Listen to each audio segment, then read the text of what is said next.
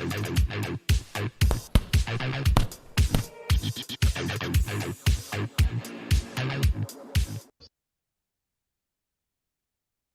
boxing fans around the world. Thanks for joining me once again here on Talkin' Fight for another episode of Boxing News Today.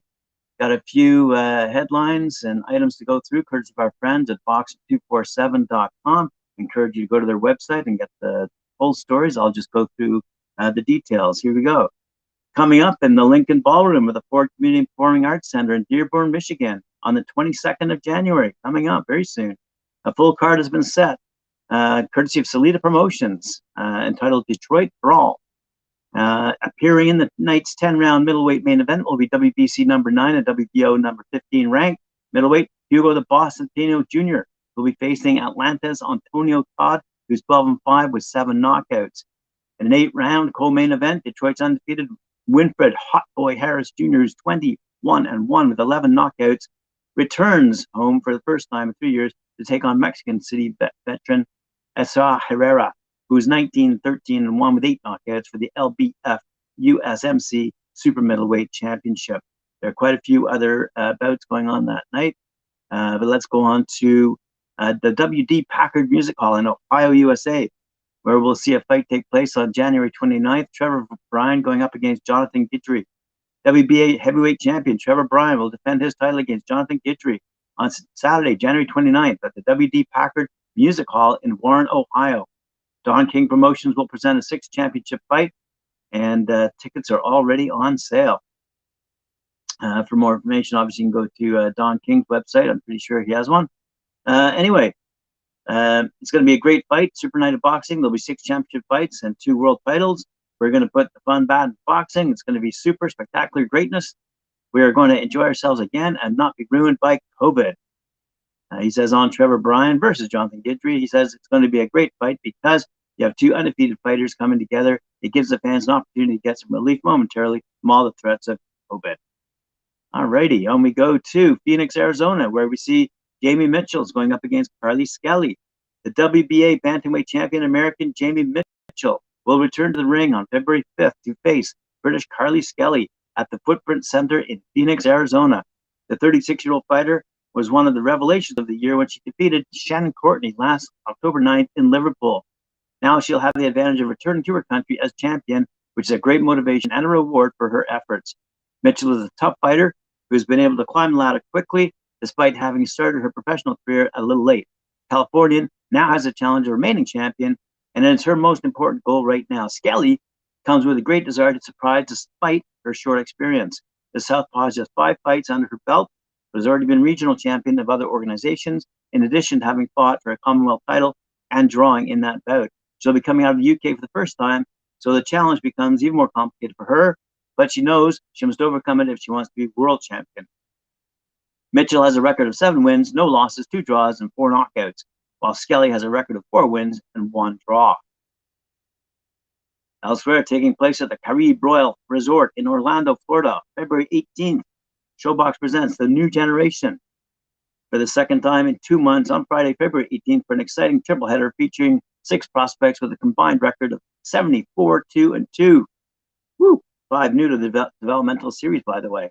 The main event will see undefeated lightweight prospect Jermaine Ortiz, who's 14-0-1 with 8 knockouts, who shared the ring with Jaron Ennis and Tifoma Lopez during a decorated amateur career, makes his Showbox debut against once beaten Nahir Albright, who's 14-1 with 7 knockouts in a 10-rounder that could have long-term consequences for boxing's hottest division.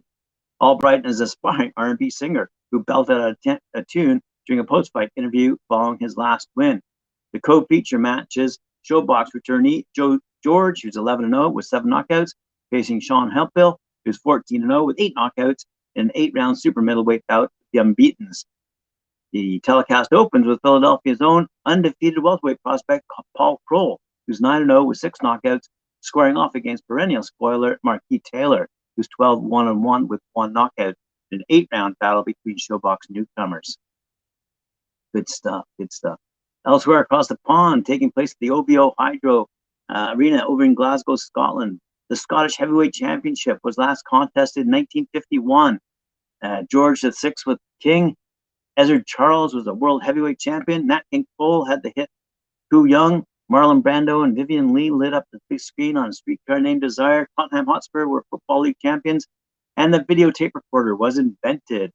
Now, 71 years later, the vacant tag will be removed from the title when Glasgow Giants Nick the Glasgow Warrior Campbell, who's 4-0-0 with 4 knockouts, and Jay the Ghost McFarlane, who's 12-5-0 with 5 knockouts, collide for the Caledonian mantle on the undercard of the massive unified world super lightweight title clash between Josh Taylor and Jack Catterall, which takes place on Saturday, the 26th of February, and that's being promoted by Boxer and Top Rank, and also being shown on Sky Sports. When Glasgow rivals George Stern and Hugh McDonald challenged for the title at the Recreation Ground in Alloa on the 22nd of June in 1951, Hibernian FC won the Scottish Division A title.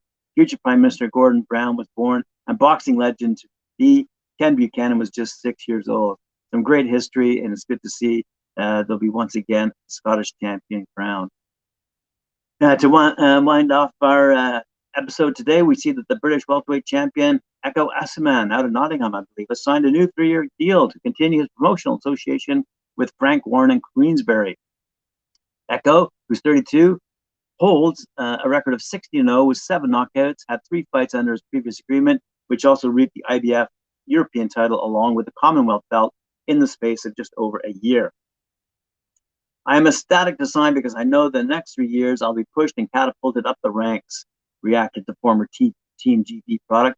I'm really excited because I know Frank is one of those promoters that when he is behind you, you can really elevate you up. He can really elevate you up the rankings. You need to catch his eye, and I went about doing things the right way. Basically, everybody knows what I'm about now. Echo agreed that over the course of last year and a bit, he said about rubber stamping his undoubted potential and proved himself a genuine threat in the division that domestic contenders are not queuing up to fight. The first fight with Pinot was a warm-up for everything, and I knew I had to prove myself after that. I wanted a statement performance, but the ring rust proved a little part of that. Against Chris Jenkins, I did that, and the Danny Ball performance was the icing on the cake. So congratulations to him on his signing, and thank you for joining me once again on Talkin Fight for another episode of Boxing News Today. Remember to like, share, subscribe, and hit that notification bell, and we'll see you later on at 4 p.m. for Knuckle Up with Mike Core at 4.